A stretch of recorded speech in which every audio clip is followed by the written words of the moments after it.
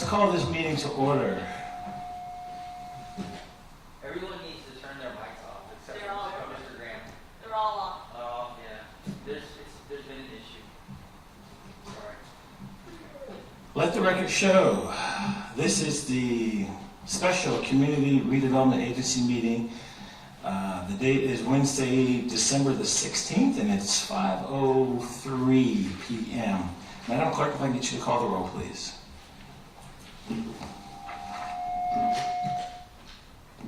Gary Paytel. Here. Samuel Hall.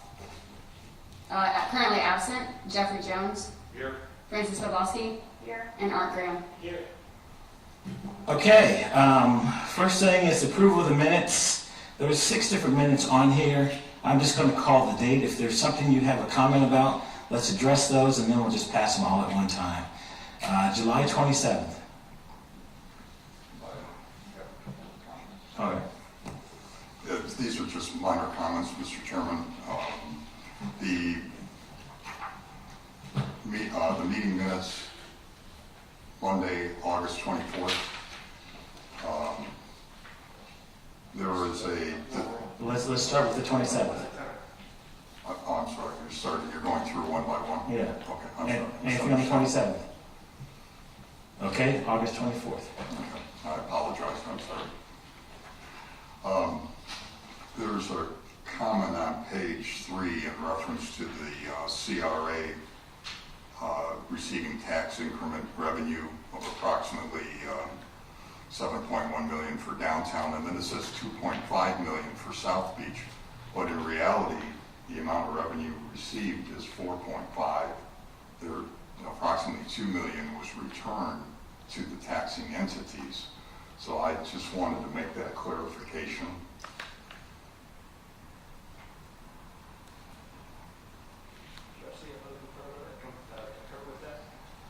I understand what you're saying. You can put approximately 4 million, approximately 4 million. We're not worried about the exact amount right now. That's better. It's approximately 4 or 5. I'm understanding it's roughly around 4.5 million is what I'm understanding. We've got audio for the meeting as well. We can do approximately 4.5, that's fine. What other did you have on those minutes? Okay. Anybody else have any comments, concerns, or questions on August 24th? Okay, let's go to September 28th. Mr. Chairman, one small comment on page 3. As you get to the bottom of that page under B, it seems like there should be a new heading. The first discussion is more about the program manager job description, and then the last paragraph suddenly jumps into the Gilmore contract extension. And it just seems like it needs to have a separate heading so that if somebody's looking for information related to that, they can easily find that.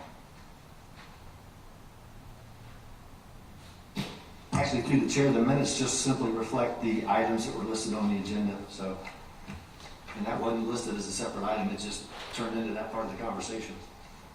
I tend to agree with Mr. Mann on that one. It makes it easier for people to go back to research the minutes. Perhaps if we split that last paragraph in 2 and begin a new paragraph or a voice poll and just separate the 2 discussions a little bit. We can do that. I have no problem with that. Madam Clerk, did you get that? Yes, sir. Okay. Gary, you still have the floor. Is that it? Anybody else have any questions or comments on September 28th? Okay, let's go down to October the 7th. Anyone? Okay, October the 26th. Okay, let's go to November the 18th. Okay, so I'll take a motion to approve the minutes as amended. The minutes as amended for those 6 dates that we already listed. Is there a second? Second. It's been moved and seconded to approve the minutes of the meetings July 27th, August 24th, September 28th, October 7th. October 26th, and November 18th. All in favor say aye. Aye. Any opposed? By action, you approve those minutes. Okay, Downtown Cape. Uh-oh, crickets. All right. We will skip over that just in case he's running a little late. I understand how that goes. New business, Mr. Mann. Yes, sir, Mr. Chairman. I believe everybody, including Mr. Hall, has had a chance to look at the lot. I thought the consensus was that they would like to go, or you would like to go forward with the disposition of that property. So I'm formally requesting authorization to seek an appraisal for the property. On December the 7th, I got an email from a local property appraiser, Lynn Hahn, who does a lot of residential appraisals in Jacksonville Beach, and I just assume keep the money local if we can. It's below the amount that we have to get subsequent other bids for. I also did reach out to another appraiser just to see if he was in line, and I got the exact same quote of $400. So if you authorize me to authorize the proposal, Mr. Holland indicated he'd give it to us within 15 working days of the assignment, which would be, first of the year. Have we determined how we're going to go about putting the property out there? Is it going to be I'm glad you silent asked that bid? question, sir. The city attorney is in the process currently of working up a new procurement procedures. I don't know if it's a manual or an ordinance, but procurement's typically in purchasing, but it also goes the other way in terms of disposition of property. The standards we have like now are archaic. They're old, they're very general, they don't apply and don't have the flexibility we may need in disposing of this. By the CRA's bylaws, we are bound by the city's procurement process. The city attorney plans to have this ordinance for the new procurement procedures to city council on January the 19th. And is that by resolution or by ordinance? I'll explain. Okay, but anyway, after that's adopted, that's the process that we will follow for the disposition. And I can't tell you what Chris is doing because he's still in it. I haven't seen the draft yet. Okay, so right now we are giving permission to do the appraisal. This will come back before us after the appraisal is Yes, sir. back. Yes, So sir. first to move on past that point. And at that point, we will have the new procurement policies and it will be laid out how, and I don't know if there are going to be options. Chris can speak to that in a little bit. He's probably due about a different topic tonight, but he can bring that up when he speaks to you in a little bit. Okay. Any questions or concerns from Mr. Mann about this? Well, looks good. Now, do we have to approve that? Yeah, I would appreciate approval on the record, please. I will entertain a motion. A motion to approve. Is there a second? I'll second. Madam Clerk, might get you to call the roll, please. Gary Paytel, Yes. Samia Hall, absent Jeffrey Jones, Yes. Francis Kowalski, Yes. and Art Graham. Yes. By action, you've Approve the approval of the hiring appraiser for the South End lots. I will contact Mr. Hyman tomorrow. Thank you. Okay, items for discussion. Item number A, Mr. Mann. Yes, sir. Karen Nelson, the deputy city manager, and our HR director, Ann Yus, have been working on this job position filling, and Karen's here to give us an update about where we are in the process. Okay.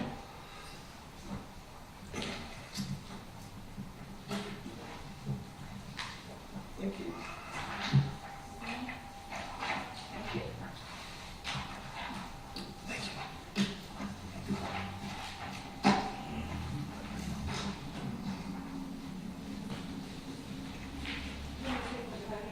Yes, if you could, so we get it on the record. Just make sure the mic's on. You know, when we get stuff from Bill, we don't get it in color, we just get it in black and Oh, white. yeah, well, he claims his budget won't allow for that. Good evening, everyone. I think I've met all of you, but I'm Karen Nelson, Deputy City Manager. I wanted to give you a brief update on where we are on the hiring process for the CRA position. We posted the job in October, and since then we have had a total of 25 applicants. Only one of those, meets all the criteria that we set forth in the job description. So, city manager and the HR director and I met today, and sort of put our heads together to see if we could identify what we believe may be the pitfalls in either the job description or the process that's keeping us from getting a good pool of qualified candidates. One of the things, the first thing that we're going to recommend is the job title. The job CRA program manager, we feel that may not accurately reflect the administrative nature of the job. And so there are some administrative functions in this job, such as minutes and record keeping and distribution of information and that sort of thing, that may or may not be typical of all program manager jobs. So a good portion of our applicants that did respond to our job posting had program manager experience, but not in any way related to development or redevelopment or urban planning. So we feel that an assistant CRA administrator might more clearly reflect the actual duties of the job that we're looking for. And then we made it clear that this position will report to the Director of Planning and Development, who serves as the CRA administrator. So this will be an assistant administrator. We also are recommending that we add a couple of additional administrative functions into the job description, such as the preparation of minutes during meetings. In the education and experience, and I think this is one of the key elements that we feel may be a problem for us right now, we are currently requiring a master's degree and 7 years of directly related experience. Almost none of the candidates had 7 years. Some of them had 7 years without the bachelor's degree. Some of them had 5 years, 4 years, plus a master's degree. So you have a wide array of education and experience that doesn't exactly fit into that description. So what we're recommending is that we change the requirements in the job descriptions to be any combination of education and experience equivalent to a bachelor's degree in a related field and 3 years of experience, or an associate's degree with 5 years of directly related experience could substitute for that bachelor's degree. And other than that, we made a couple of just language changes that we're recommending in the job description, but then that's really all the substantive changes that we're recommending. We would like to repost the job after the first of the year. I think also right now we're a victim of just bad timing between COVID and the holidays. You know, the holidays typically are not a good time for us to recruit candidates for any position. So if you all are in agreement, and by the way, Jim Goodmore has had a chance to review this, and I believe it's safe to say he concurs with the changes.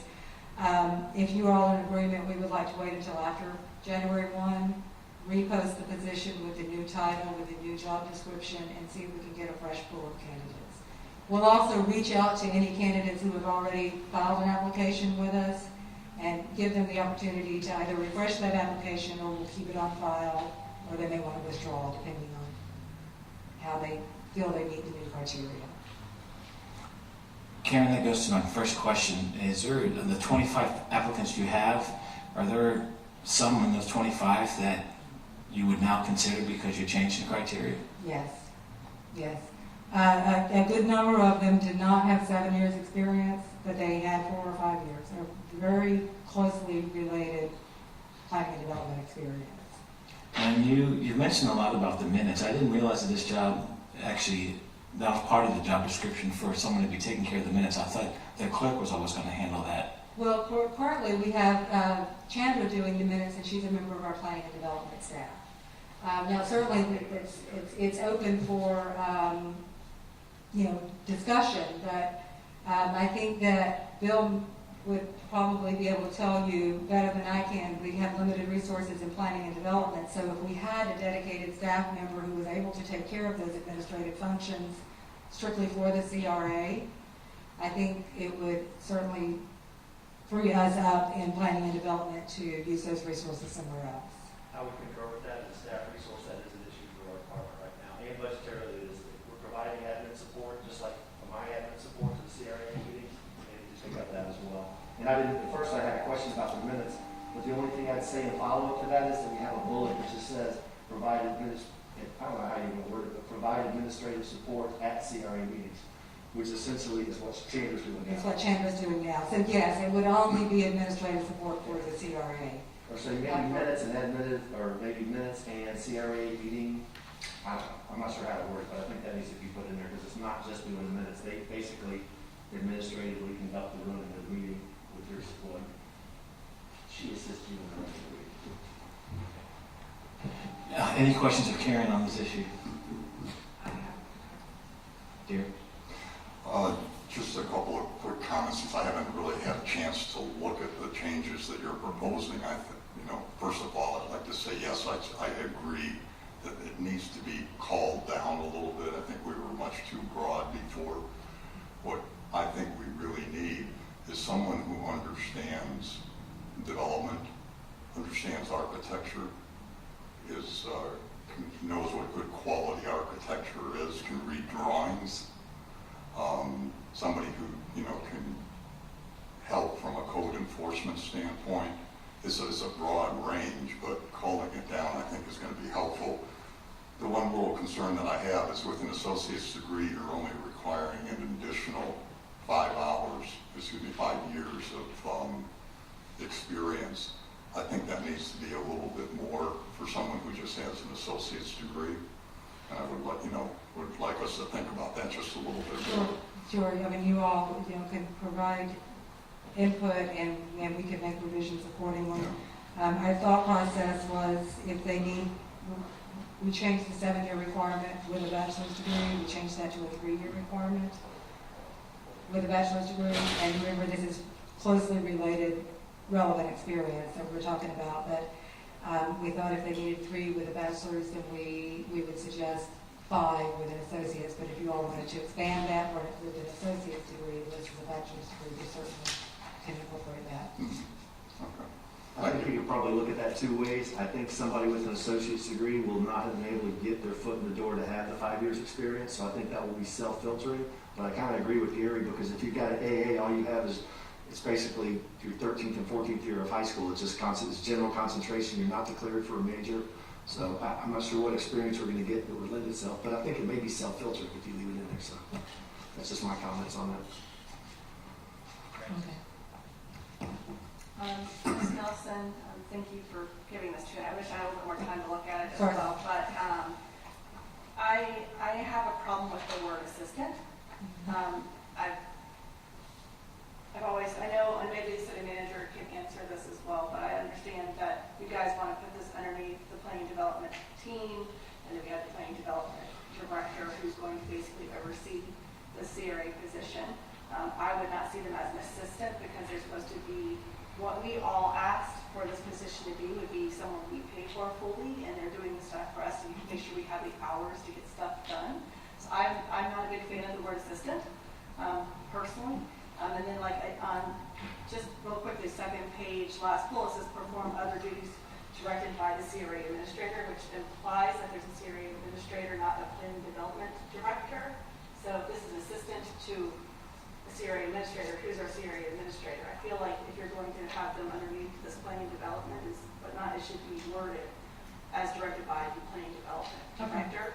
Okay. Because it just implies that they're not even the person we're hiring. They're the assistant to the person we asked to hire. Does that make sense? Yeah, it does. In the job summary on the first page, it does say work is performed under the direct supervision of the Director of Planning and Development, Right. who serves as the CRA administrator. Right. And just for me, even though it says that, it's less when you have assistant there and then you have this back here, it just, if you're quickly reading it, like as we are, it just doesn't read well to me. And it kind of, I feel like it's a big watered down what we've been trying to get for the past 7 years. Like, we really have been trying to do this forever. I just personally not a fan of it. So I don't like the assistant part. I don't know if Jim wants to give me his thoughts on it, why he thinks it's okay.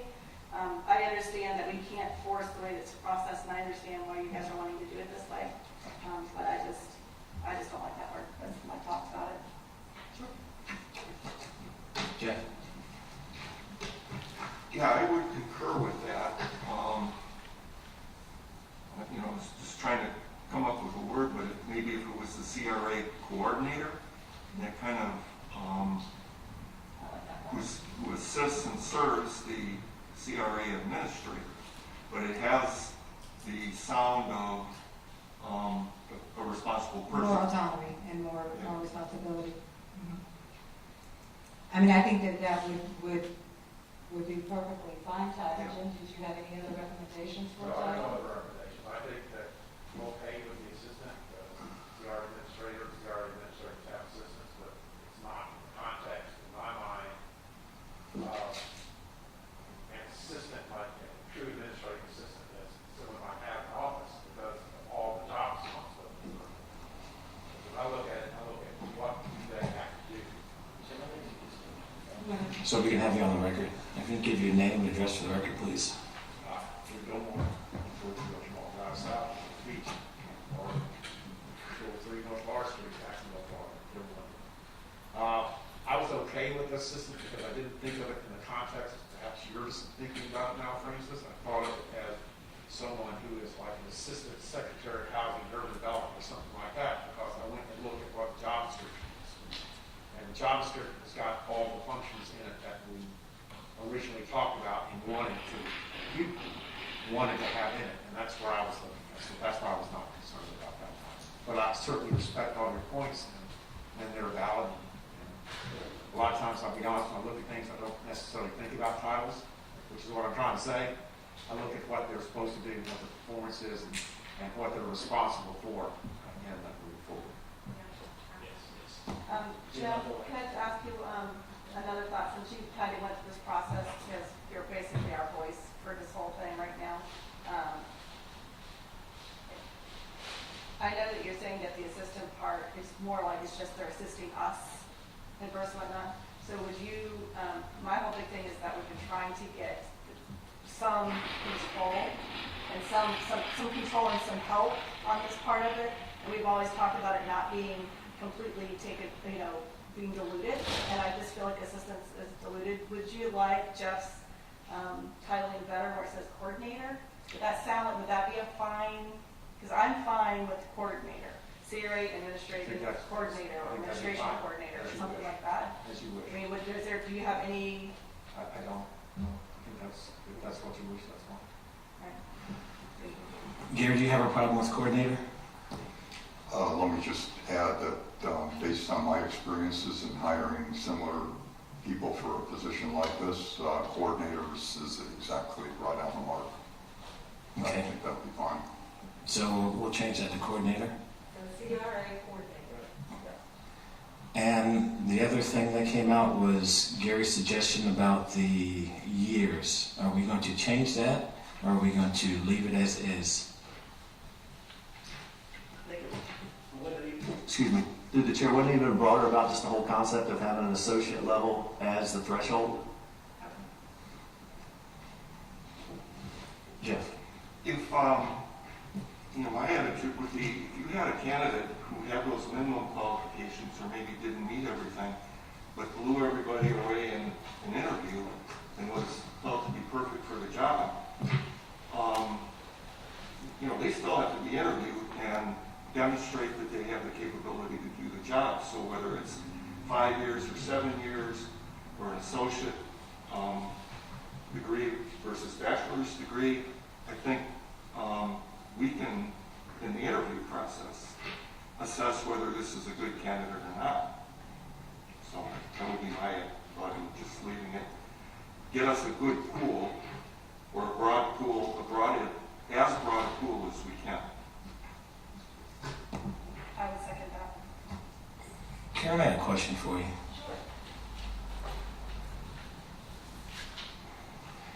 Now, you dropped the standard for master's down to bachelor's or associate degree because you felt like we were getting enough people in?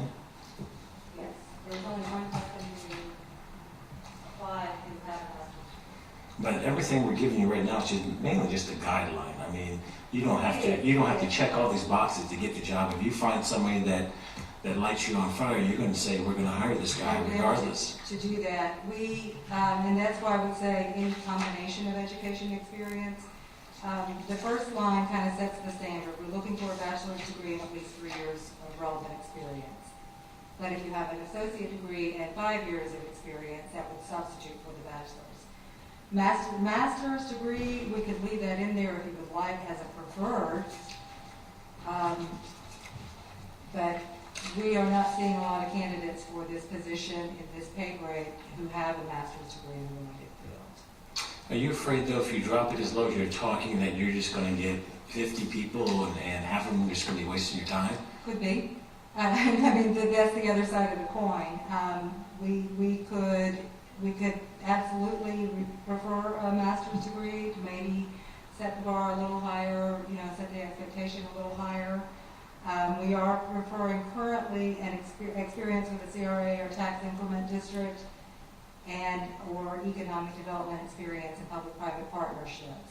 So along with that preferred status, we could include a master's degree. Well, quite honestly, I haven't seen the candidates that come before you, so I'll take your recommendation, but I need to hear from the board the way they see it on. I think you're just giving us your advice on how you want to move forward. Gary, did you have a specific amendment you want to put forward? Changing what Karen's put before us?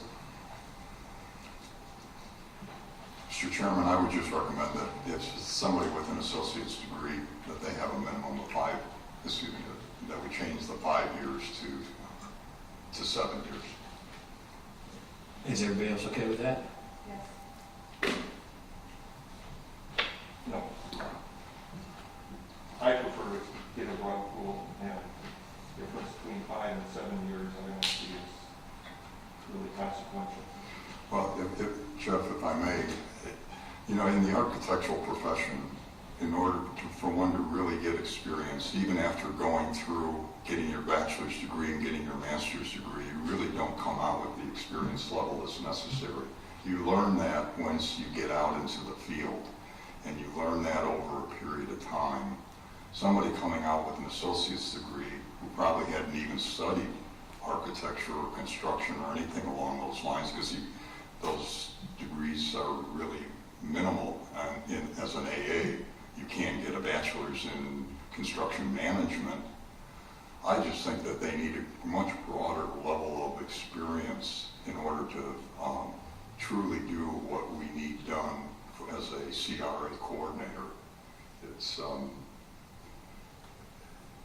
It's a very specialized area because we're looking for somebody who has development experience, who knows how to market this downtown area, who can talk to the downtown business leaders and so forth, and then at the same time learn how to work with the architects, the contractors, subcontractors that we're going to have on the project. It takes a very unique individual to be able to do that, and they're not readily available out there. Again, my experience is very difficult to hire that individual, but they are out there. And it just means you've got to spend a little more time searching. I have to agree with Jeff on this one.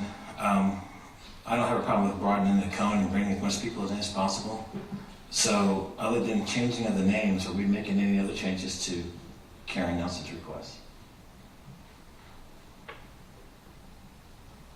You So got we're changing the options? name to CRA coordinator, That's correct. and we didn't have any other changes What about by consensus? Excuse me, through the chair, what about expanding just the listing minutes to providing administrative support at CRA meetings? Because I want them to know that they're going to be, second conductor at the meetings, and just taking the minutes.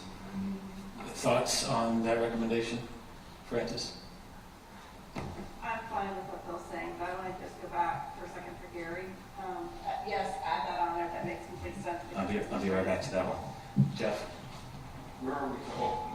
Is that on the first page? Yes. And what are we proposing? We're just leaving it like this? Yeah, basically, Adding, instead of just adding that they prepare minutes, that's not what they do. That is part of this administrative support at meetings, and that's what somehow I want their description to reflect the fact that they are providing CRA support at CRA meetings, not just the minutes. That's fine. Because they can do that by tape, they can listen to a tape and do that, but that's not what, we want them to replace Chandler. So, Bill, can I, for clarification, read this back to you? Sure. What I think you said for bullet number 2 would be provide administrative support at CRA meetings. Or at all CRA meetings. At all, Yeah, I think that provide would, administrative support at all CRA meetings, including preparation and distribution of minutes, training packets, agendas, resolutions, project status Right. reports, all of those things. I think that would be fine. Okay, so we're going to provide support at all meetings, and we're going to prepare the documents that are already listed. right? Yep. Okay. Gary, thoughts on that one? Generally, I'm fine with that. The only comment I have is that the coordinator will be doing meeting minutes more than just the CRA meetings. Because I would assume any meeting that he goes to, if he goes to a meeting with a developer to talk about a project or something like that, there will be some set of meeting minutes that come out of that are available to us as the board to look at and understand where things are at. So it's a little bit more encompassing, but I'm fine with changing the language if that's what we want to do. Okay, so we'll make it. We'll make that change. Francis, Okay. you were going back to the years. As I feel like we're still split on what Gary's talking about age, so I have a question. Who here has, I guess we should really ask our president advisor, when it comes to experience per se. So Jim, can I ask you a question so I can make official, because I feel like I don't want to dismiss Gary's thought on this, and I feel like the two of you guys have one, and I'm literally right on the line. So, hypothetically, an associate degree with 5 relevant experience, and I know we're talking about age, but mathematically, that's a 27-year-old or a 25-year-old. That's really what we're talking about. 25-year-old with 5 years, or like 27 for 5 years, or if we increase it to 7, it's going to be a 29-year-old, right? Those are really the age group that we're looking at if they were bare minimum. So, someone on this kind of job who's learning this industry, and you can say this too, Bill, how long does it take to really get, like if you were drop brand spanking new green in this job, how long does it really take you to kind of understand the ins and outs of how things work? Couple years. But that's also with the benefit we have about through the CRA Academy, which is pretty much. Which I'm assuming you would do the CRA Academy as well, right? So we probably give them CRA Academy. What other kind of things are available to these young folks, or even mid-age folks, depending on who we get? So much of it depends upon the person, and I'm going to give a shout out.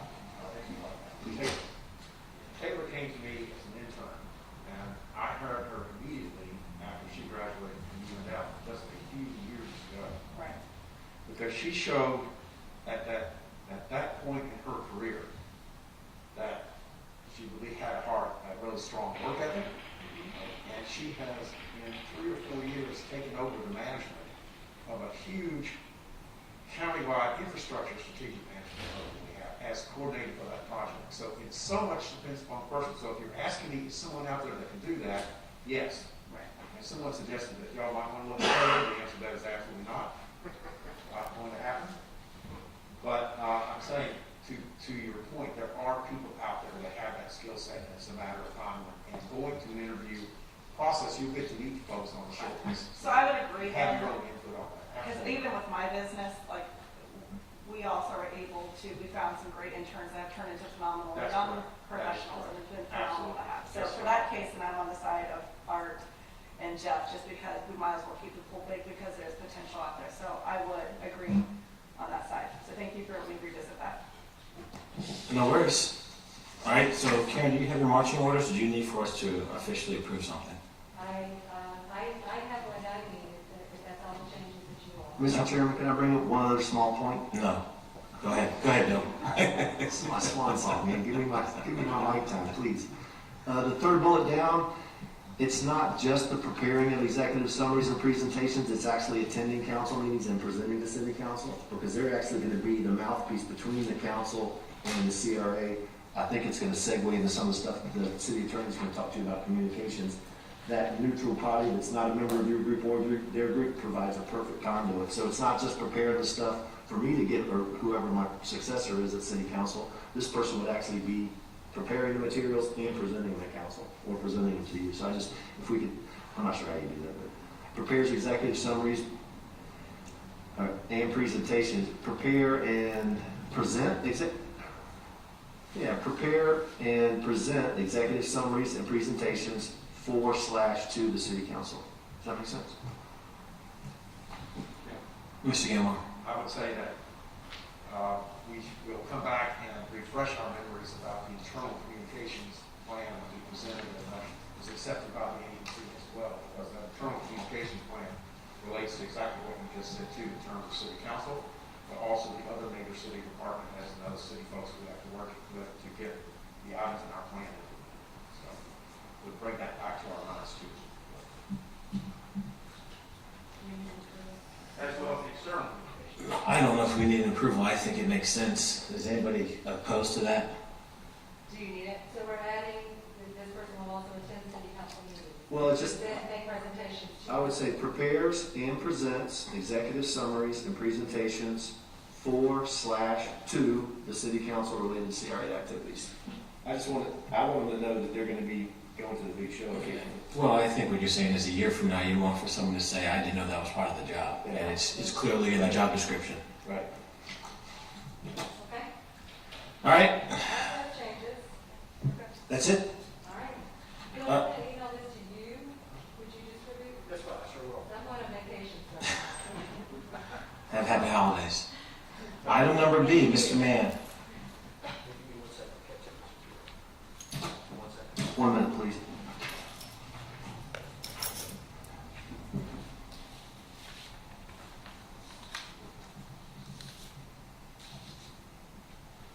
Okay, yes, sir, Mr. Chairman. Item B is our city attorney who would like to address the board considering city council and CRA communications. And I believe he's had a similar conversation recently with the city council, which is topical to bring it to y'all now. And I just added 4 items to the list. Chris Ambrosio, city attorney. So the original topic that I met with Mr. Mann about was to just remind the board that we have 3 new city council members, and of course a new mayor, but she's quite experienced. And as Mr. Graham is very experienced with committees, councils, boards, just wanted to remind you that on a very consistent and regular basis, the new council members are reaching out to me and asking me, which I'm glad they are, whether they're doing this right, meaning, am I allowed to communicate in this manner? Am I allowed to respond back to this particular person in this manner? Wanting to comply essentially with sunshine law in terms of them being an elected official. So I wanted to share that with you as appointed officials, that of course, as you well know, you're held to the same sunshine law requirements as our elected officials are. And just wanted to ask your help to try to help me help the new council members follow the sunshine law as they're making their best efforts, and to remind you that one CRA member may, of course, speak to one council member about CRA business or city council business, but there should never be 2 members from the CRA. Likewise, there should never be 2 members of the city council engaged in a discussion with a member of the board on any topic that could reasonably be foreseeably become a CRA action item, or of course a city council action item. And you are all very experienced. You've held your positions and chairs for a very long time, so I don't have to describe those potential circumstances for you. But I just wanted to share that with you and try to help us all not generate any sort of large or written communications that may have multiple responses from city council members to the one email chain, for example. So as you guys know, you could send out an email, and if one of our new council members responds back with a reply all, well, they may have got caught in a written chain of communication that is now gone outside the sunshine law. So I first wanted to share that with you, and thank you for your cooperation on that. Hold on. Jeff had a light on.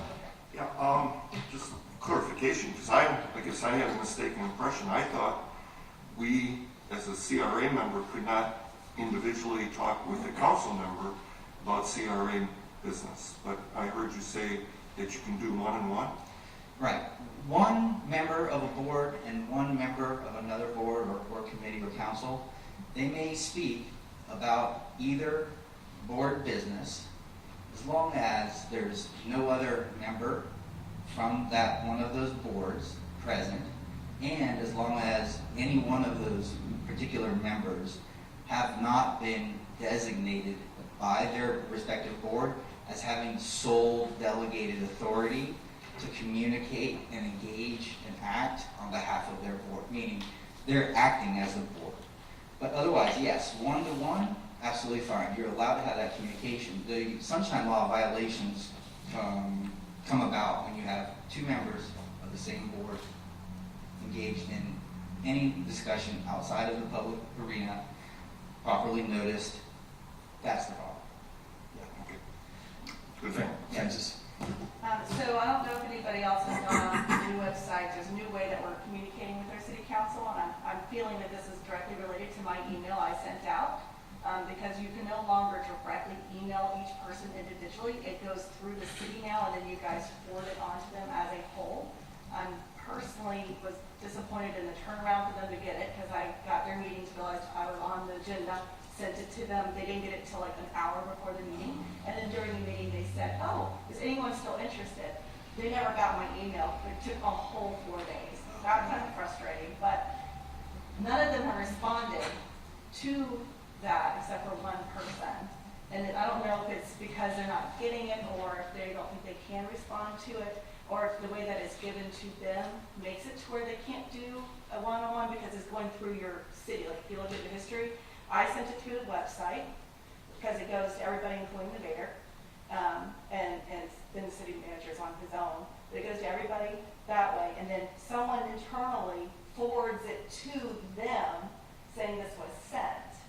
So the only way they can, you know what I mean, like, I only had one person reach out to me, and they took the time to actually write a whole new email because they couldn't do it through that system. So is that going to become a problem, or is that, I mean, I know that you guys just recently changed that, because before, I would do one email to this specific person, another email to this specific person, so they could reply. yeah. And there's no way for them to reply from what I can tell, the new system. Right. So is that, The new system, by the way, you're absolutely right. That was brought to my attention that there is this system and that you utilized it. Not that anybody was, greatly troubled by it, but that was brought to my attention. I'm not familiar with how the system works, and it's so new. And I think you're the first board member, city board member that I'm aware of that's utilized it for purposes that you did. So I'll actually have to check with Mike or Karen about, so we'll figure that out. if I'm looking at the history from the city board member, they responded, but they did is they took it and they forwarded it for me to see the history of Right. how it went. Yeah. And I got to see the time dates of when it went through the city hall, Yeah. right? Yeah. And the only way, there's no way we can do it. Any written communication set up now, there's no way we can do a written communication with them being able to reply out, because it's not coming to us, it'll come back to you. So Right. if they reply, so if I send an email and they reply, it's not coming to me, it's coming to you. But you could still email directly one council member. No, not online, I can't.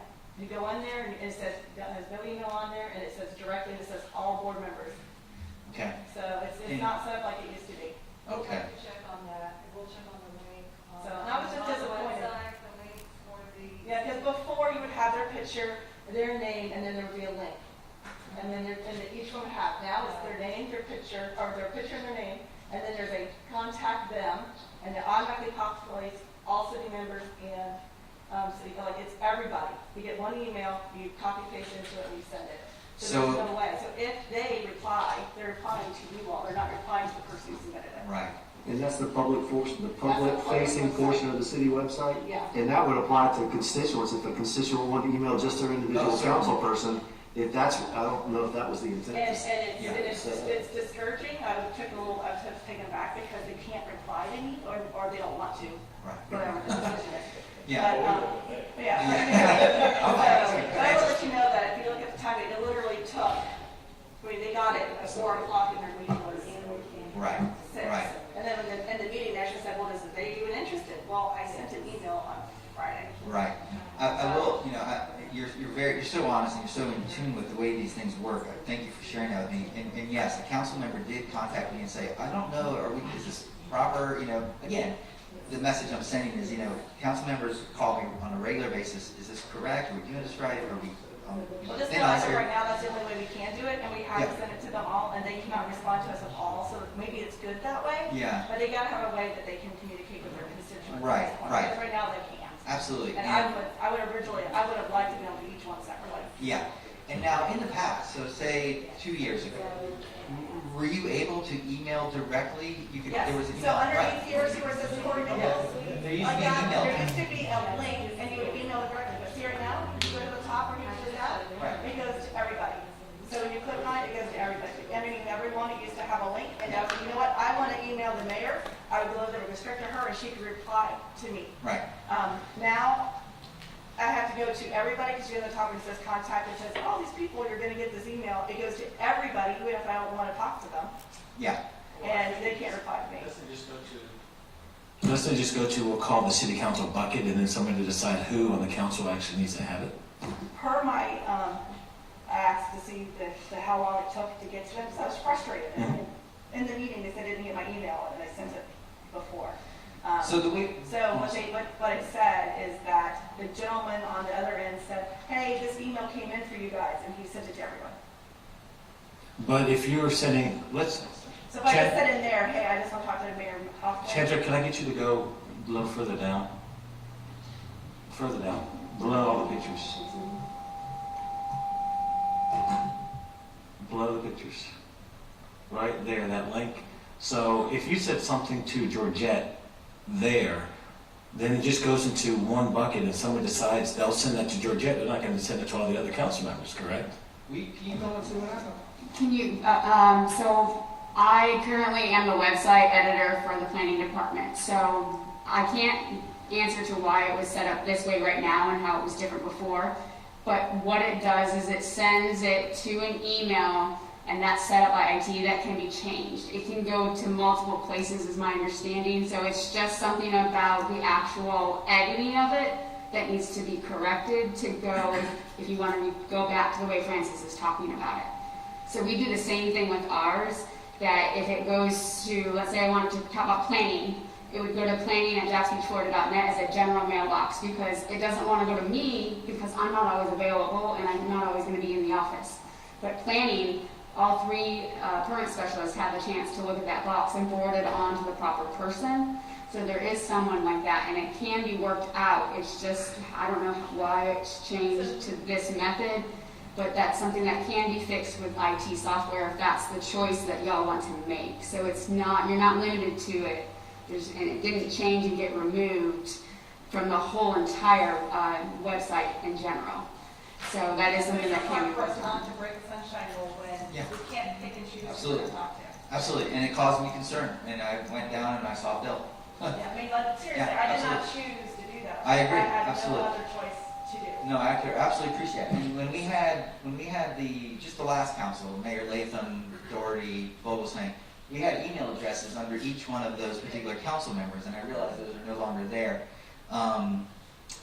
But of course, for example, if you knew Mr. Nichols' email address, you still are permitted to just email him directly, and just, you can still do that. But I agree, that website has changed, and it was a little bit easier before. I just want to make Okay. sure you know that Yeah. I'm not trying to get. Oh, I know you're and not. I know you're not. I am going to be local. I know you're not, and you know the sunshine law as well as anyone. I totally And also, additionally, just to give you the example, this was recently changed for us. So, and that's why I'm saying it can be changed back. So we go to planning and development. Planning and development department has 3 divisions: code enforcement, building, and planning. So if I click on planning and development, I can tell it where I want it to go. So going further, if you guys have that box where you're trying to get there, that'll go directly to them, and then you could, I mean, that's why I'm saying there's changes. You could change it. So I'm saying I want to go to planning and zoning, the planning department.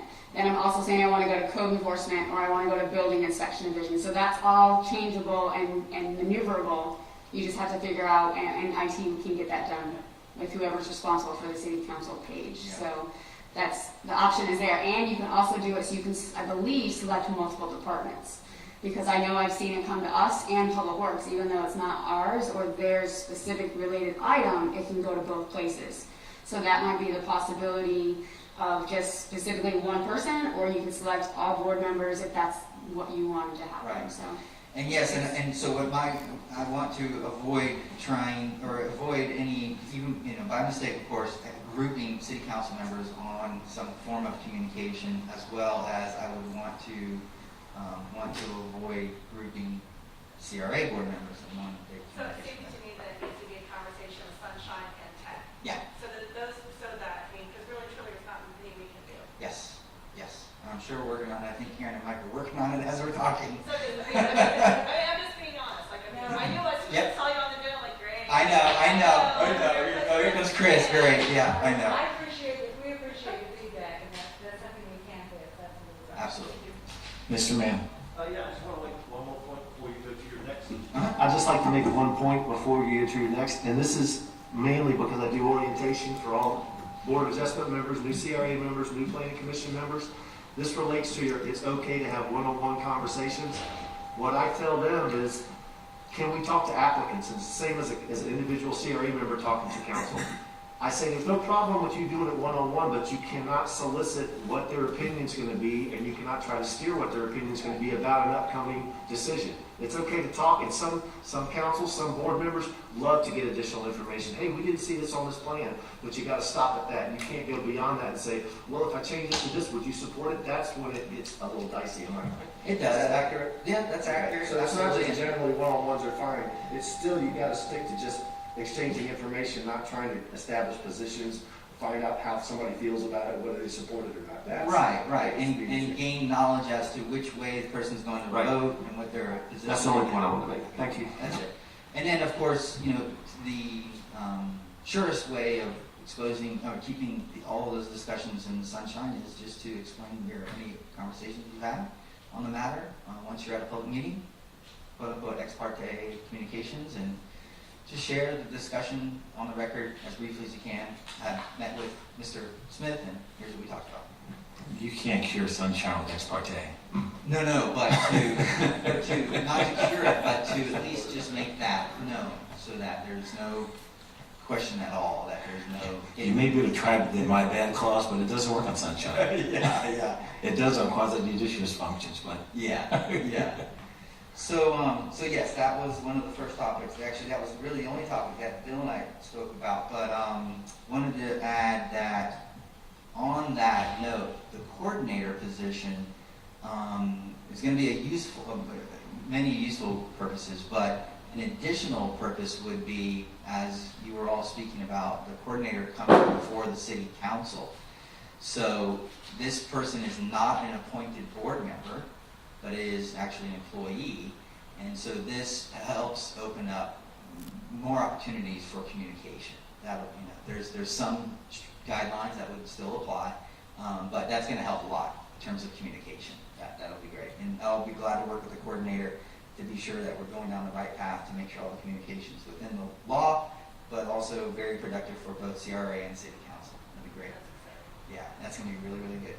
Okay, so just the other item that Mr. Mann mentioned about procurement, purchasing, sale, just don't want to get anyone's hopes up, but the big overhaul of the city procurement policy, code, purchasing policy and code, that work is going to take us some time. That involves a lot of staff. It's a very labor-intensive project that involves myself, our procurement officer, Ashley, our chief financial officer, and a couple of other employees. So that huge overhaul is part of our council initiatives and council priorities. We have about 7 or 8 of those, so that's in the mix. However, what I am doing is, I'm just putting forward now, is something that really might not relate too much to what the CRA work is, but it's essentially codifying city manager delegated authority, delegated by the city council, to sell and in some cases dispose of in certain manner small or non-conforming surplus real estate. So it's a very rare situation, but that's a tweak we're making to the current procurement code, purchasing sale code. And we're also going to be adding the ability for the city manager, which the city council has actually already provided through a resolution. City manager will be delegated authority to dispose of surplus personal property in a particular way. And so that city council no longer has to do that, but that the city manager will have the administrative authority to declare and dispose of certain surplus personal property. So those are the two changes that are working on immediately.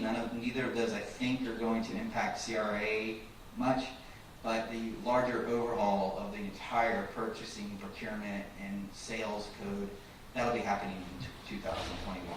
So, and that will impact what I think is the majority, will impact CRA's work. Then finally, and Ashley's going to talk about it in detail, but I finalized the ILA with City of Jacksonville and the ordinance regarding TIF refund, and worked that through the Office of General Counsel at the City of Jacksonville.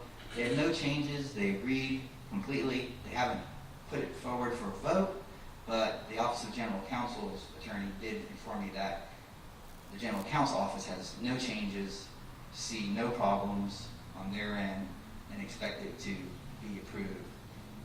We are submitting it for January 19th, 2021 City Council agenda for our City Council approval. And in detail, Ashley can provide that to you right now. If you have any other questions, we'd be glad to help. But thank you. So yes, the most major concern was Sunshine Law. Thank you for that. Before you run away. Yeah.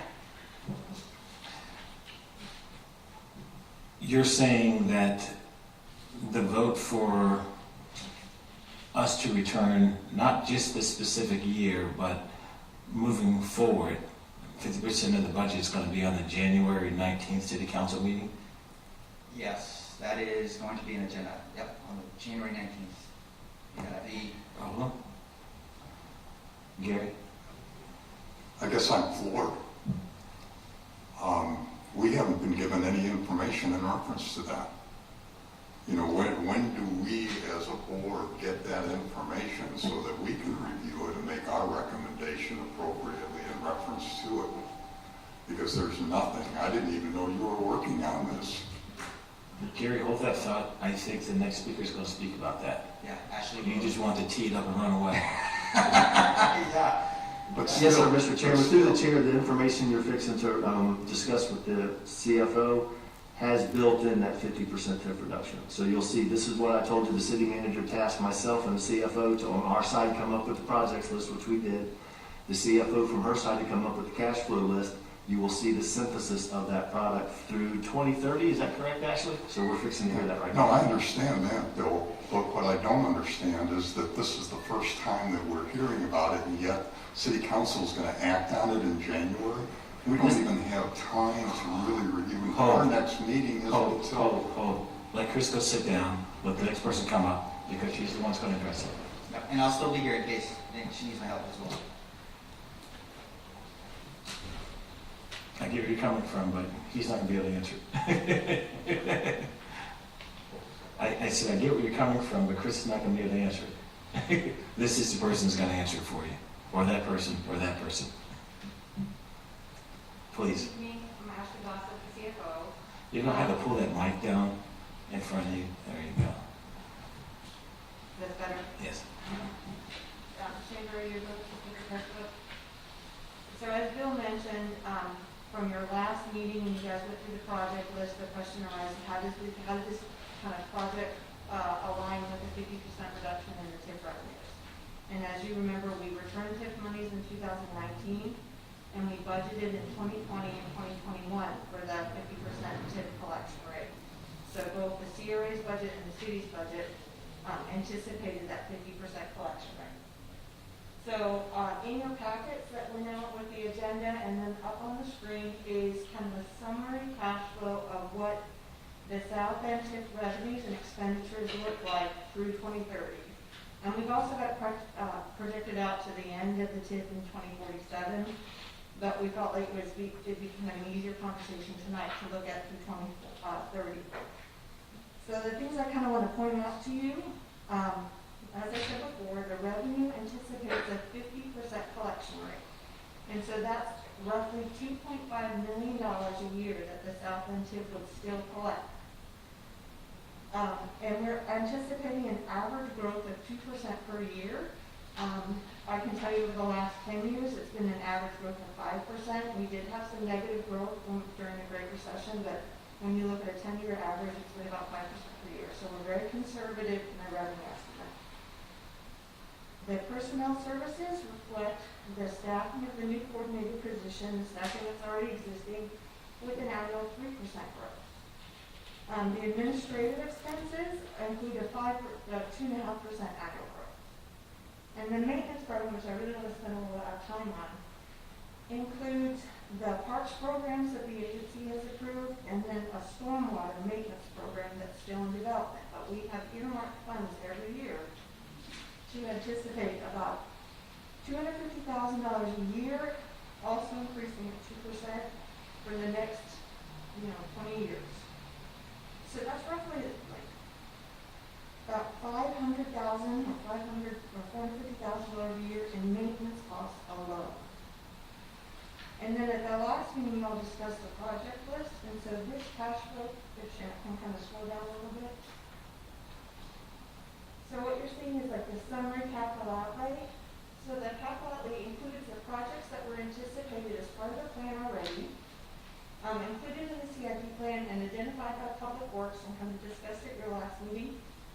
This cash flow anticipates completing those projects on a timetable outlaid by Public Works. But I will tell you, I think our timetables are optimistic, so you might see them spread out in future years.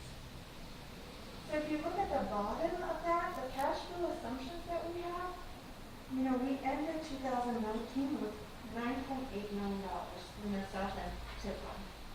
We anticipate closing 2020 with almost $11 million. And then in 2021, we'll still have $10 million. So I feel like our cash flow is at 50%.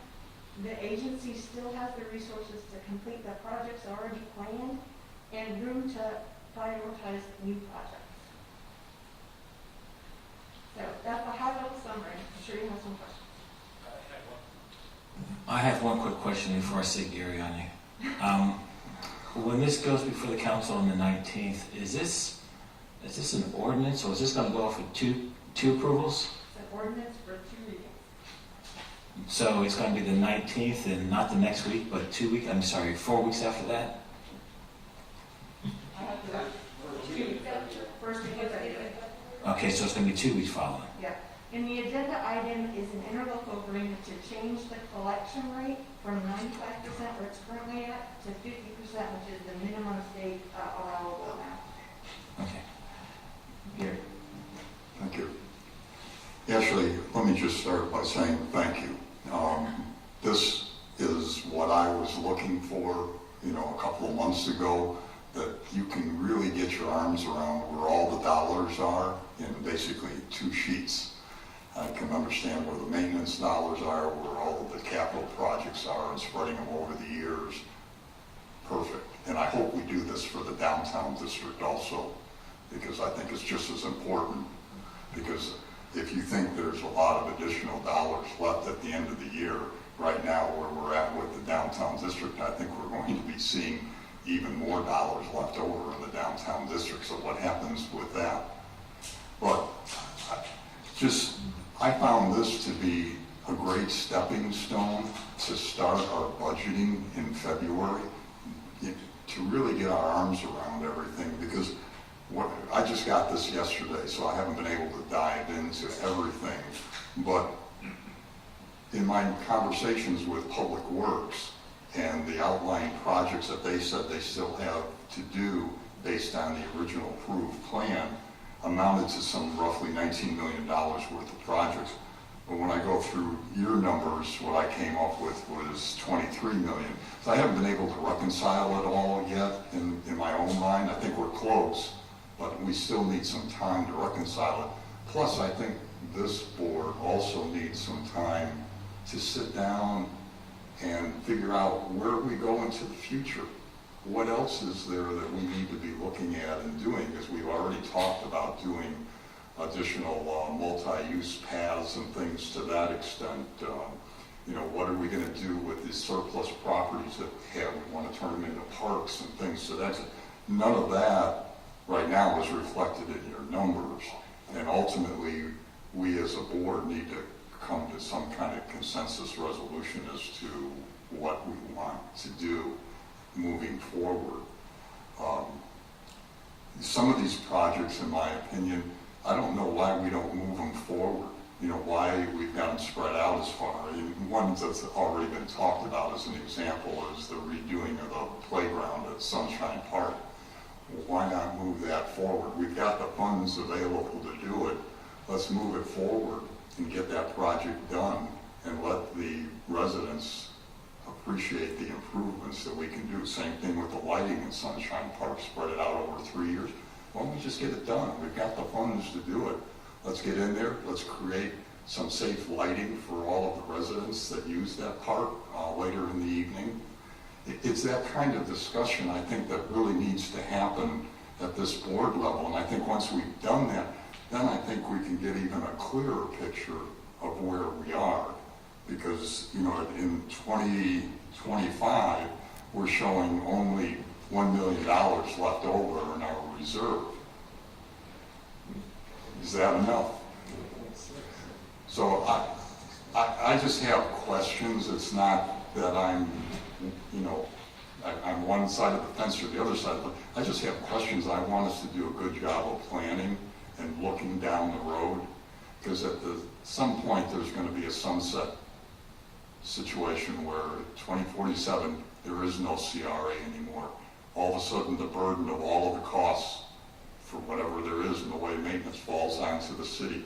How do we best assure that we've got everything in place so that the systems are top notch and will work for another 50 years so the city doesn't have any significant maintenance dollars? That's part of the planning I think that we need to do as a board. But thank you for what you've done. I greatly appreciate it. I'd love to sit down with you a little bit further and really kind of flush some more of this out. Okay. Thank you. I agree. I'm very happy with the way this is laid out. I finally feel like I really have a better grasp, so thank you very much for that work. I have two questions. One, who is the one that's deciding to put this on City Council's agenda in January? Right, Mike, I may have this question for you then, but we as a board have been working against headwinds to get some kind of traction for what we are as a board are supposed to be able to do. And I personally feel like this is jumping the gun and putting it on there before we get our very first budget discussion. And first, since I've been on board, feels like we're getting the rug pulled from underneath us. It feels a little bit like sabotage. I know it's not intentional. So I would agree with Gary that if we haven't, as a board, had a chance to digest where we would like the board to focus on, and we're finally having our first budget meeting, it would be nice to have our numbers reflected in this before council can basically take the money and redirect it. I realize that they're expecting money for their own budget, but I think since it's TIP funds, we as a board should at least have a say. So I don't know necessarily if it's something we can request of you to delay it so we can at least have those discussions, or if there's a desired need to have it done now. I guess this is the first time we finally feel like we're getting somewhere, and it just seems like the preemptive move. So do you mind just kind of helping us understand that, helping me understand that? Sure. Mike Stefopoulos, City Manager. I think I've actually addressed twice in front of the CRA the need to make decisions financially sooner rather than later. And I've expressed some of my concerns with regards to continuously having large balances within the CRA, rolling those funds over and stroking big checks back to the authorizing agencies at the end of each fiscal year. It does pose a problem, not just within our own audit system, but also at the city of Jacksonville, and then also starts to raise questions about what is the validity of keeping the CRA going forward. I don't want to fall into that trap of having an agency outside of our control, such as the city of Jacksonville or possibly the state, looking at us and saying, you are not the poster child for why we want a CRA reform to begin with. Don't want that to happen. I think a couple of meetings that we've had virtually over the past several months, I've expressed my concerns about needing to share the funds around other portions of the city. Your job is to look after the 2 CRA districts. My job is to look out for the entire city of Jacksonville Beach. I know that there are unmet needs in other portions of the city. I also know that Ashley has done a financial analysis, not just within the CRA, but but also taking a look at our own financials within the general fund going forward. What she's estimated is that if we don't change things within the next couple of years, we will be looking at a millage rate increase without the regularity of these funds coming back in from the south end too. I do not have a problem with pushing it back from January 19th, possibly into the month of February. And if the council needs that extra month, or the CRA board needs that extra month to develop a formal recommendation to go to city council, I'm all for that. You should have input and be able to provide a recommendation to the council. But I do want to put this item back in front of the city council sooner rather than later to make a decision, because Ashley, for her 5-year forecasting on the general fund, needs to know whether we're basically playing Russian roulette every year as to whether or not the funds are going to be coming back or not. And we also need to minimize our risk with regards to auditing. Two follow-up questions. Sure. Wait. So I hear what you're saying, but you may be, and we'll probably take a vote on this before we move forward, but you may be pushing back to March because I think our first budget meeting is going to be in February. So by the time we're actually sitting down looking at the numbers, so if you're still fine with that, we will go from there. We'll talk about it and make a recommendation one way or the other. But you're talking February, I'm sorry, you're talking March and not February. And keep in mind too, and I had a conversation with Mr. Gilmore a little bit earlier today, with regards to where you want to go from a budgeting perspective, there's actually twofold, and I think that's the difference between the preparation in the fiscal year 2022 budget and the fiscal year 2023 budget, which right now we're in 2021. Anything that you decide you want to do from a budgeting perspective, Jim will correct me if I'm wrong, first you needs to first start with modifying the plan. And the chances of vetting out those financial changes and modifying the plan in time for the fiscal year 2022 budget is probably going to be slim or unrealistic to accomplish, which means the decisions you make over the next 6 to 8 months are really going to be for looking for fiscal year 2023 and beyond. So that's a time frame that, frankly, from the city side of the ledger, we can't wait that long to make a decision on what's going to happen with the South End too. But if we're talking about March, I think that's probably something that we can do.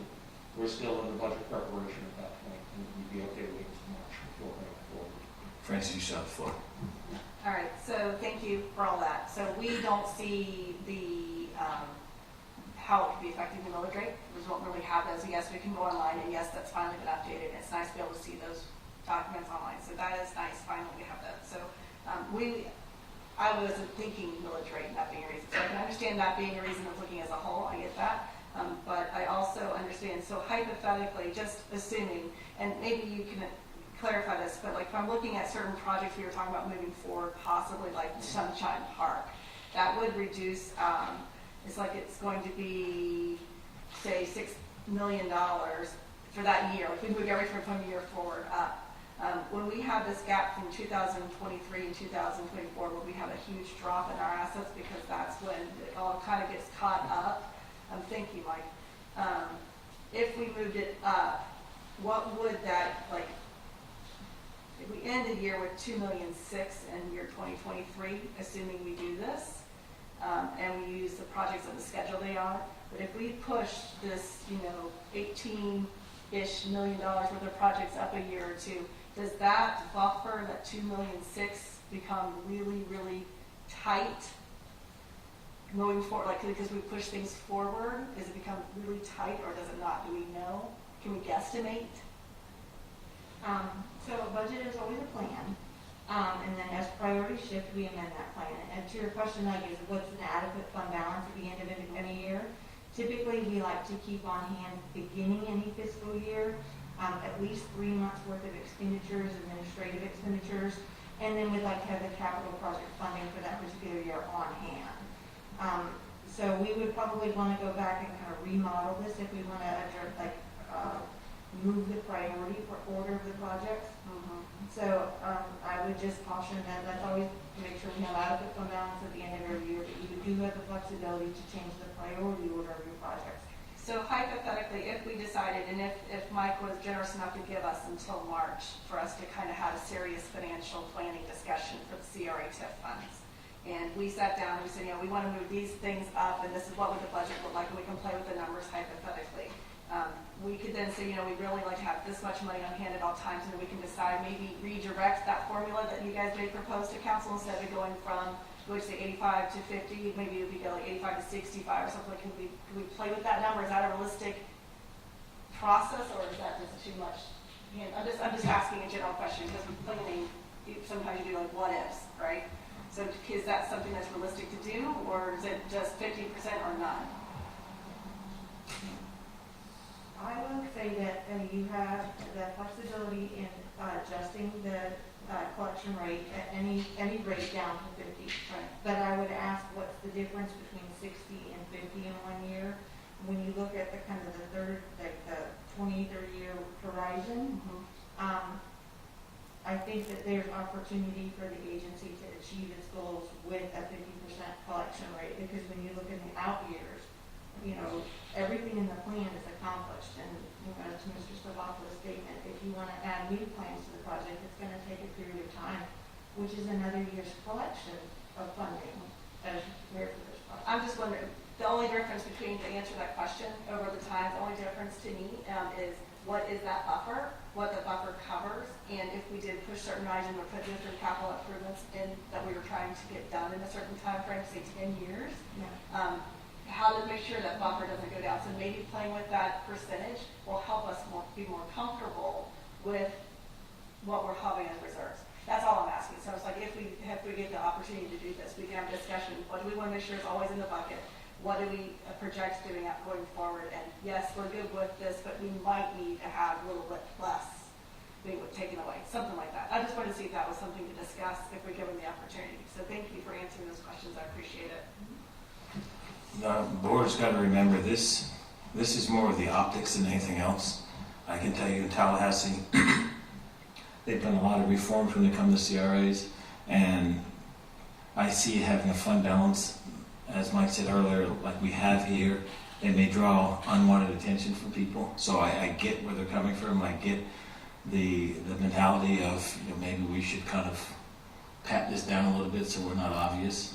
But I do understand where both you and Gary are coming from. And if I remember correctly, you and Bill put together like a report on what's going to happen in the South End for the next 20, 30 years. Is it possible for us to get a copy of that report? Because I think that helps us have this conversation in January and February to make this recommendation we're talking about. I have to refer to Mr. Mann for that. I'm not sure what report you're referencing. This is the gist of the information that would have been in that report, but this is just now, we just now come up with this. Well, She's got the income and projections, but other than having the projects that are programmed in the CIP, that's all we had to go on. Well, I just know that you had made a conversation in one of our meetings probably 2 months ago, but it may have been 3 months ago. You said that city manager tasked both you and the CFO to come up with this, bring the numbers all together. And, This is it. Okay, so this is all of it. Yes, sir. In the detail, it's actually the same information. The first is a summary. The second is the detail, where you actually see the refined project list included by detail. It's the same numbers, though. So this is that report. Okay.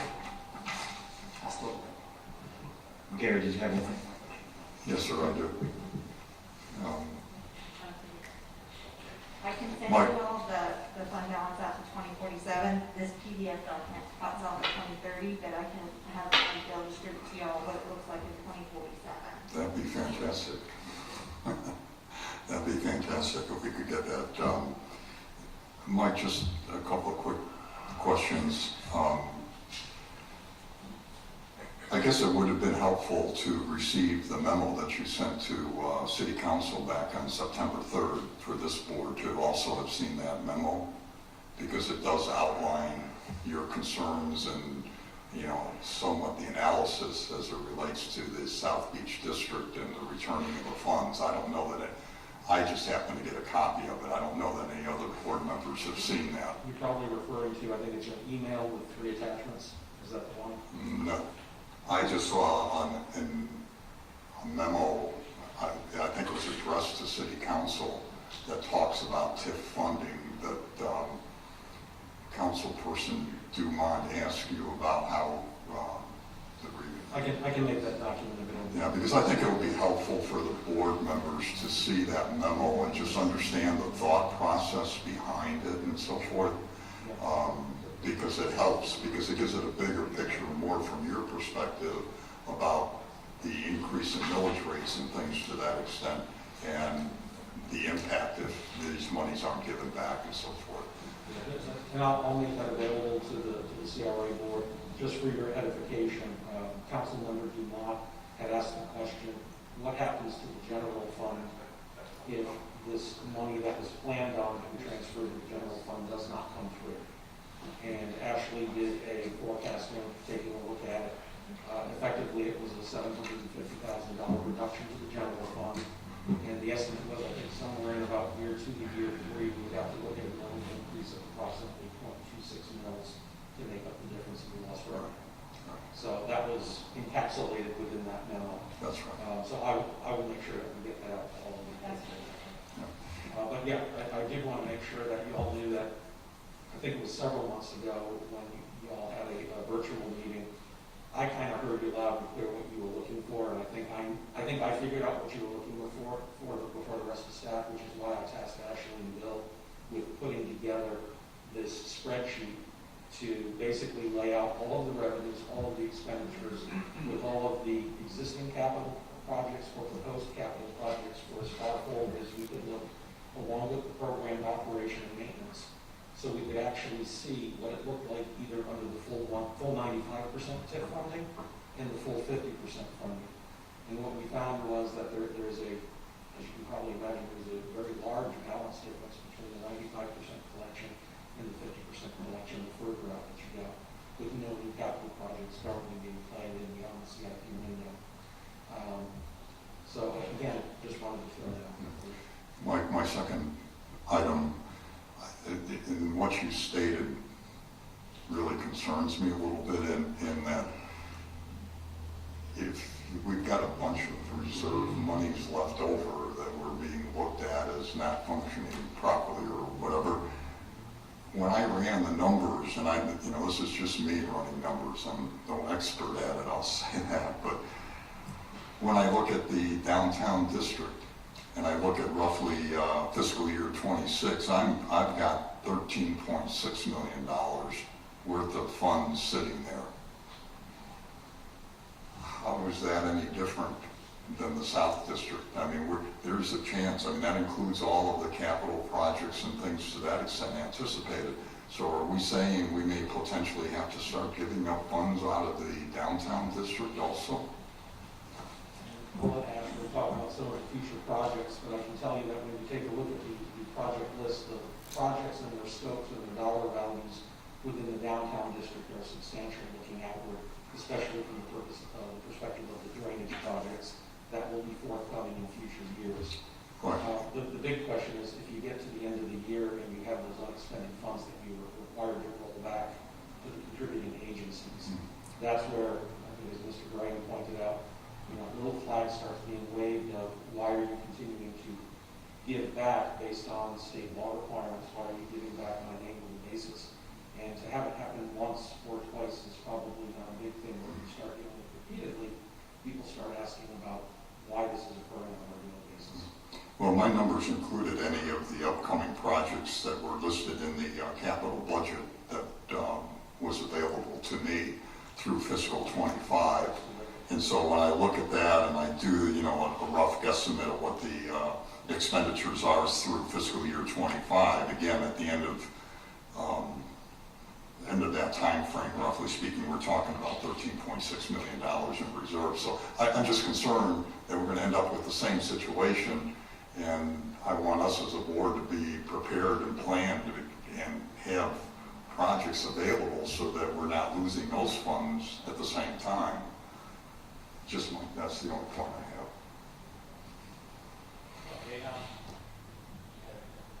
have. The only thing, back to the chair, the only thing I wanted to point out is just procedurally, the next city council meeting will have the consideration for appointment for 2 new members. So this type of discussion that we're having now needs to be, hey, we need to talk about this and not come to finality tonight, because I'm not saying I can't read a crystal ball. I don't know what the board makeup will be going forward in January of next year, but this conversation will actually, we're going to have to redo it to educate at least 1 new member. So I'm just saying that we just need to watch about being too final tonight This also lends into the fact that maybe it would be March before we get the tip, because we're gonna have at least one, we know the current opinion of the board, but there will be at least one additional opinion, and it has to be a consensus of the group, so we need to just let the clock go at least until January and deal with it. And we'll have some of this level of discussion again, some of you will have already heard it once. That was my only point. It's not a positive or negative, it's just be aware there may be a slight change in the board. Should I have, what does our January meeting look like? Right now, and again, I won't be here, but the proposal is, and Mr. Gilmore's current contract is up in January 31st. The proposal will be brought to the CRA that the Southern Group is your company name now, right? The Southern Group take over administrative responsibilities, basically my responsibilities to the CRA until such time as we get a new director and/or a program manager hired. That will come up, that has to be approved by the redevelopment agency. It would be an extension of this current contract. Right now, I don't know that Public Works has any active projects for consideration at that meeting. I'd have to get with Kale, but that's at least one action item we will have. And I imagine we'll have some level of this discussion on the projects and on this cash flow with, the current board and whatever, one or two new members would be. So there is a regular meeting. Thank you, Bill. Yes, sir. Next time we have a meeting, organizing all that, based on what we're doing now, we will be doing that for you. Okay, so that's, put that bucket in everybody out. In terms of the agenda, part of this comes up with the next part of the agenda, which Bill asked me to manage and talk about. And quite frankly, I want to thank Ashley, just as everyone did, for the work that she did up there, because my thoughts and recommendations are, as we look at the budgeting process, we have to have a complete and clear understanding of that document and what it means with the option as it relates to the budget.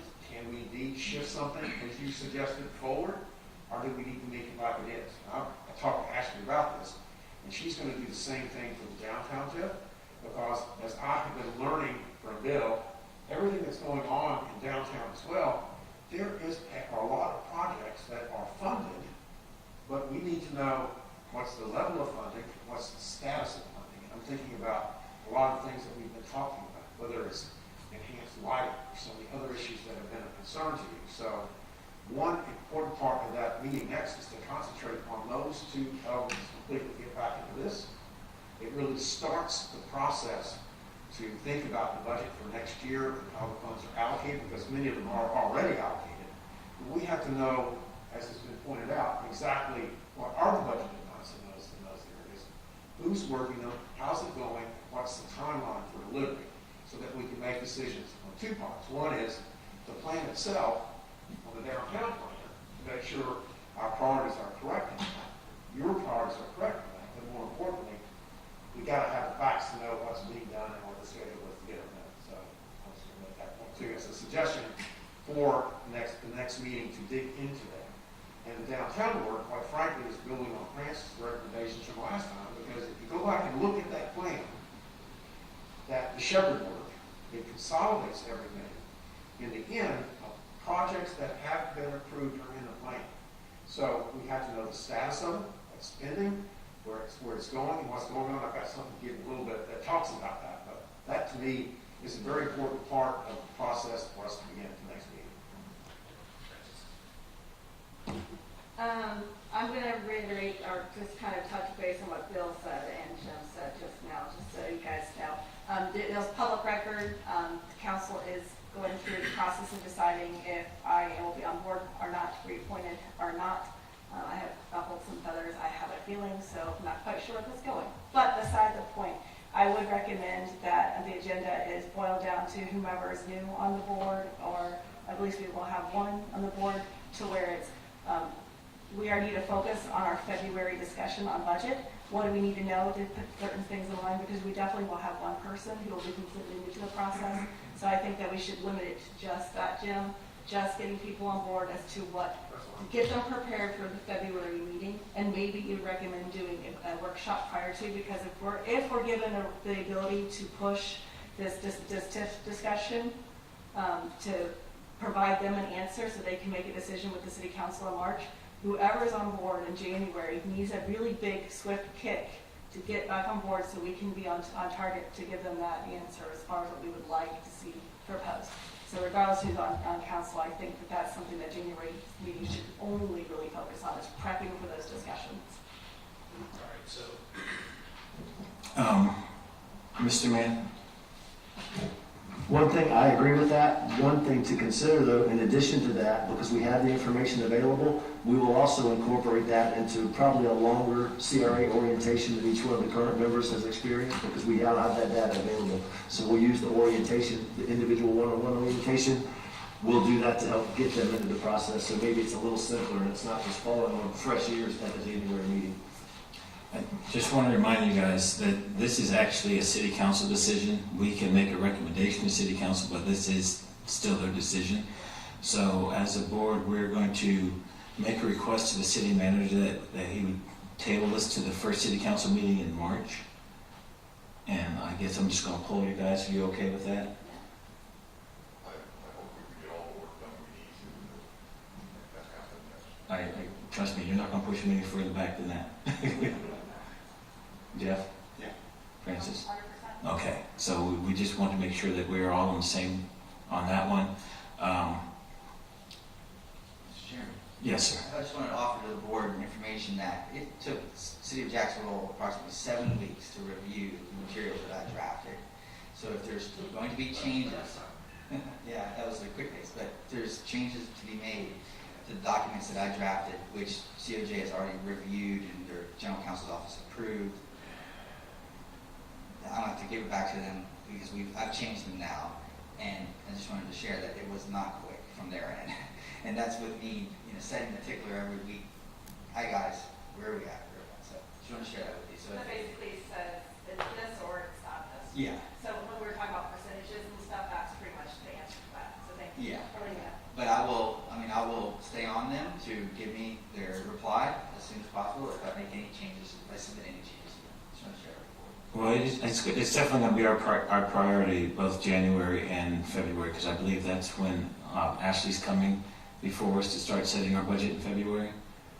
And of course, we may try to drag you into our mess in January as well, but I hope you enjoy your holidays. And into the orientations. Okay, so we finished item C. Jim, what you said to item D, or are we teeing that up now? I would like to begin the conversation about item B, and then after seeing the material about South Beach, I want to give this information to you, and then what I would like to suggest is that you take a look at these priorities, and then you come back and see what's in this document that has been budgeted. We know exactly what the schedule is and timeline for implementation. Now, what I've taken from the downtown plan that Shepherd did, again, I went back to the green section. The green section is where he consolidated everything and actually presented to us all the items that have been approved in the plan or work to be done. And I reviewed all this today for color with this plan, but I don't have it in color right now. Here's the significant part of that. The shaded gray, I'll get this color next time, are items that either have been done or are pending. And that's where we actually need to start. Done or pending, where does that sit in our budgeting process? And then within that context, you can make decisions and issue priorities on other items on this list. Because again, these are items that are in the plan as to whether kill them, change them, come back to an amended plan later on. The first step is these are done or pending, and the pending ones are critical, to take a look on exactly what's going on in downtown, and what we're looking at. And Ashley has graciously agreed to prepare the same type of document that you saw on South Beach Day, because I was going to suggest the same thing for South Beach anyway, but now we got it. So we can take a look at this, and this has been, you've seen this before, but it has to be in our minds as we sit down and start talking about this next time. And this is quite frankly came, Francis, from your comments about taking this and doing it. Comments about each of the corridors, what they mean, and to have also next time an examination, again, a longer conversation of what's going on in each of these areas. Because part of the mission is we have to know what our private developers think about. And so that will be a part of the conversation next time as well, whenever you want to have it. But that gets us into that budget process to see what we need to do, what we need to change, what we need to recommend for the next fiscal year. I would add to that, don't forget the ability to call for a special meeting. The biggest constraint is, and this, I'll tell them, Jim and Taylor, we haven't gotten down to the nuts and bolts of that level of their bid support. The biggest thing to remember is we have to have any items that are going to be discussed at the meeting, I have to have them published on the website a week beforehand. And I'm in favor of that because to build upon that, I want you to have all of this information in plenty of time in advance so we can have a good conversation about it. And that's part of the mission too. We want to make sure you can get it as far in advance as you can. So that's my thoughts and comments on this. Okay. All right, so we'll have our marching orders. If we're going to have a earlier meeting than our regular scheduled meeting in January, we'll shoot out an email on that. The next thing is courtesy flow to visitors, and other than Taylor, I don't see any visitors. This is Bill's actually last meeting. One point, and I stress the emphasis of it because this happened once we had a special meeting. Please, if you do schedule special meetings, try to keep them at least 2 weeks away from a regular meeting, because administratively, it's very hard. It compromises everything else. Maybe not that they would do, but in my position now, so if you could try to split it up like every 2 weeks, not have a special meeting within 2 weeks of a scheduled meeting. Thank you. My understanding is Bill will still be around. He's coming back as a contract employee. Potentially. Depends on how he acts. Potentially. But this is his last official meeting as a Jack's Beach employee running our meeting. So I want to personally thank him for all he's done since I've been around, since the planning commission days, the city council days, and now the CRA days. And I just wanted to give you guys an opportunity to say something to Bill before we ship him out the door. Gary? Push it, bud.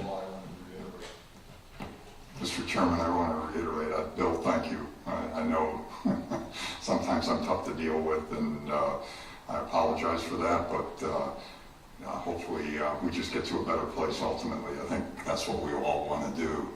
I do have 2 additional items I wanted to quickly address with the board, if I may. Okay. Yeah, I just want to say, Bill, you've been great. You're going to have large shoes to fill, and I'm intent on getting you out on the golf course. I'm just looking forward to seeing you somewhere other than here. Well, it's not in the office, whatever.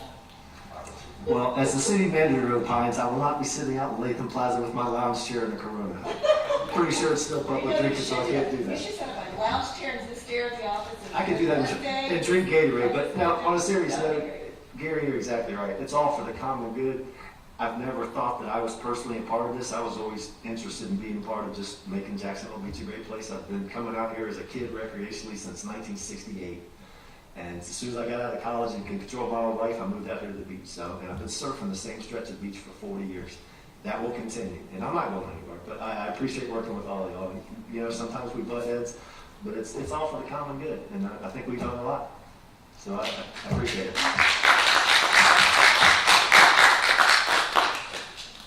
Okay, Gary. Yeah. Thank you. 2 quick things. One, I just got a little bit of concern. 12th Avenue South end zone, there's a construction project going on.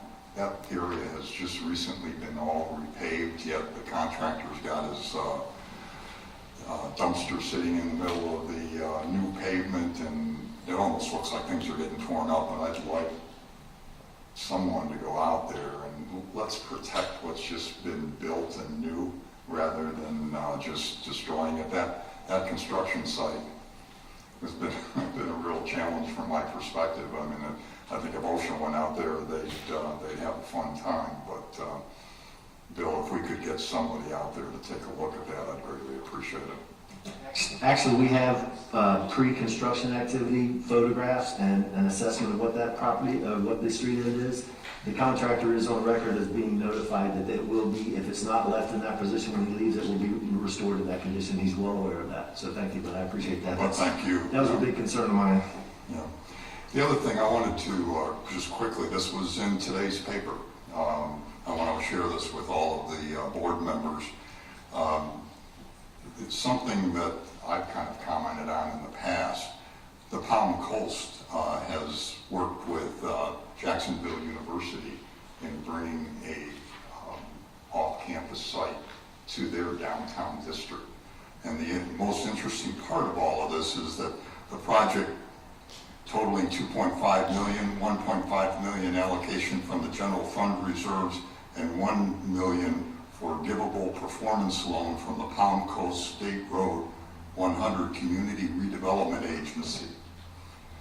It's a unique way to do, create development, create opportunities, and it sounds like they've got an idea, and I think Jim can talk about it more because he has been involved in this. I didn't know that before this meeting, but it's an interesting article, and it's something that we need to be looking at as we start looking at what development opportunities there are for our downtown district.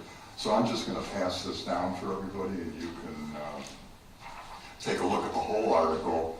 But Jim, if you want to touch on it, that'd be great. Mr. Chairman, if I may? Yes. Jacksonville University is a client.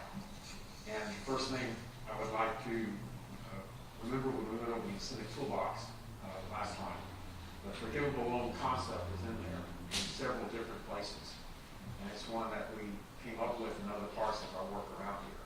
Jacksonville University spent 2 years doing their due diligence on the necessity and the former work to see if that would be a great place to have this type of campus. And it's based on what's going on there, as you can see in the article, on their healthcare programming, which is what they're going to do down there. There's a huge workforce need in that part of the state, which caused them to want to make the decision to establish the first campus outside of Jacksonville in Palm Coast.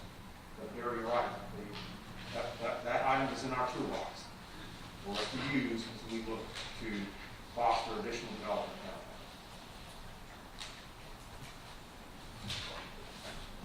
there. Okay, so it's 1:45, and Jeff said he had to leave, so I want to wish everybody Merry Christmas and Happy Holidays, and we are adjourned.